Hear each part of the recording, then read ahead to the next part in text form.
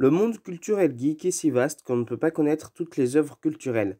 Les jeux vidéo, films, séries ou encore les livres sont en si grand nombre qu'il est impossible de tout lire, tout voir ou encore jouer à tous les jeux. Ce serait prétentieux de dire tout connaître ou avoir tout vu ou autre, et Gnosisler est là pour vous faire découvrir des œuvres de la pop culture restées dans l'oubli. Je m'excuse pour ce qui est arrivé, Boo. Je sais que tu voulais rester dans le monde du libre arbitre. Mais on y est. Regarde autour de toi. Les Snurks ont des médailles. Alenta affronte son père en public. Même moi, j'ai une médaille. Notre monde a changé. Je me rappelle de ce film. J'adorais déjà le principe principal. Avant l'analyse, cependant, j'avais peur que ce film magique que j'affectionnais tant ait mal vieilli et entache mes souvenirs d'enfant. Et en le regardant, juste waouh. Juste, il a super bien vieilli, il a de magnifiques paysages permettant de souligner le côté série du film. Sorti en 2005, ce film allemand raconte les aventures de Boo et Zino, des Gaïas envoyés dans notre monde. Que l'analyse commence. Le monde de Gaïa est un monde inventé de toutes pièces pour une série télévisée destinée aux enfants, se nommant Les Aventures de Boo et Zino. Le film commence par un petit enfant regardant la série, puis nous, spectateurs, allons dans la télé. Nous regardons donc un épisode de Boo et Zino. D'ailleurs, tout le passage dans le monde de Gaïa dure 20 minutes environ, comme la durée d'un épisode de série animée. Nous rencontrons les personnages et honnêtement on se moque de ce qu'ils ont fait avant. Pourquoi ? Pour certains épisodes, pour certains films et tout, c'est super important. Genre Avengers, c'est super important. Sonic, c'est assez important pour savoir pourquoi il est sur Terre. Mais là, on s'en moque, car c'est un épisode d'une série qui ne se suit pas, comme la plupart des séries de l'époque. On nous présente juste le caractère des personnages et cela nous suffit. Donc on assiste à une course de bolide, mais la princesse, ou plutôt fille du maire, Atlanta, ainsi que les méchants de la série, les Snurks, y participent. Attendons-nous sur ces personnages, qui sont d'après moi des personnages très intéressants. Atlanta est la fille du maire donc, et le vainqueur de la course sera promu de l'embrasser. Elle est en quelque sorte la princesse de Gaïa, qui doit rester enfermée, mais elle veut vivre des aventures. Et elle est en quelque sorte considérée comme le bien précieux de son père, une récompense, c'est un objet. Voilà. On a un peu le cliché de la princesse garçon manqué, qu'on a dans beaucoup de films. Les Snurks, eux, sont les trois méchants de l'univers. Le chef qui se nomme Gadger veut être un héros. Les méchants sont vraiment les clichés des méchants réussissant jamais leur plan et qui se ridiculisent.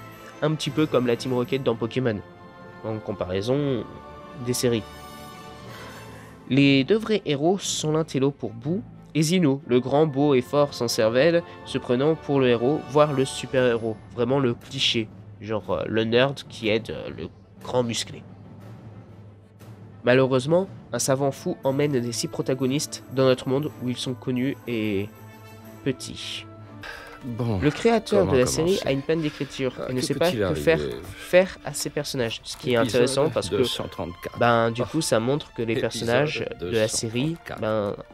sont des personnages Allez, d'une série. Un peu d'imagination, Albert. Là, le plus gros du film se passe sur notre planète, dans notre monde. En gros, les personnages veulent rentrer chez eux, et ce avec la Dalamite, qui est LA pierre permettant à Gaïa de baigner dans la lumière. Cependant, le méchant du film est un chercheur, ancien animateur d'une chronique scientifique, qui fut remplacé par Gaïa. Du coup, il est très jaloux, et pour lui, la télé doit servir à être qu'éducatif. Et avec la Dalamite, il veut brûler avec une émission en... tous les spectateurs pour se venger. En gros, en fait, avec la Dalamite, il arrivera à créer un portail permettant de faire sortir de la lave de la télé. Voilà. L'humour de ce film est loin d'être lourd et il est le bienvenu. Les Gaïens disparus sont recherchés car dans la série, le maire fait un appel à l'aide, ce qui montre l'incompréhension totale. Car du coup, il y a des répercussions et dans notre monde, avec la série, et dans le monde de Gaïa, qu'on voit via la série. Mais on ne verra pas les personnages directement, parce que on en regarde une série. Et là, ce n'est plus l'épisode, c'est vraiment à part.